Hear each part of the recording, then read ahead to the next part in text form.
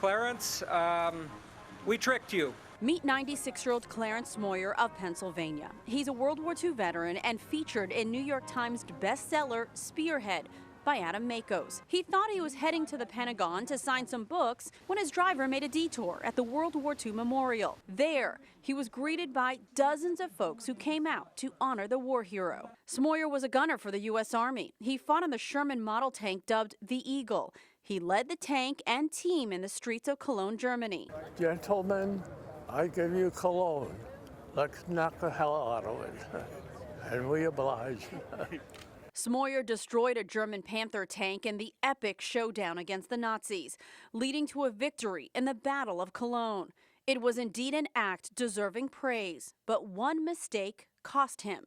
We walked down the street, these two little kiddies came running out and say, Kagumi, Kagumi. They went, Kagumi, which is bubble gum. So why is this a big deal? At the time, talking to any German was against orders. I took them by the hands and took them back to their mother.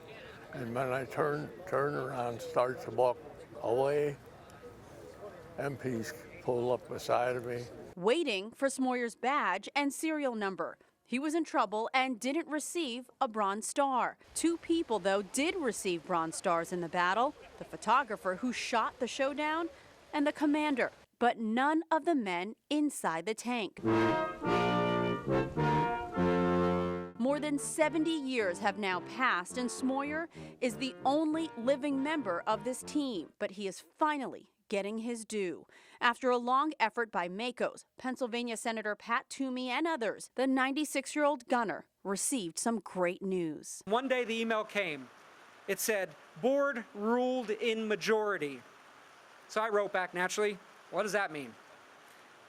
He said, they're all getting the Bronze Star. Family members of the men who served alongside Smoyer received their Bronze Stars. Wood Corporal Clarence E. Smoyer, the last living crew member from the crew Eagle 7, please come forward. And so an award 7 decades in the making was finally a reality. But there's more.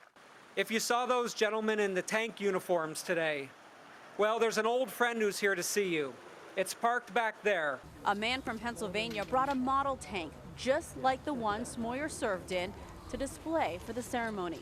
A day well worth the wait, all these years later. I will wear the medal in memory of all the young people, young boys who lost their lives. At the World War II Memorial, Delia Gonsalves, WUSA 9.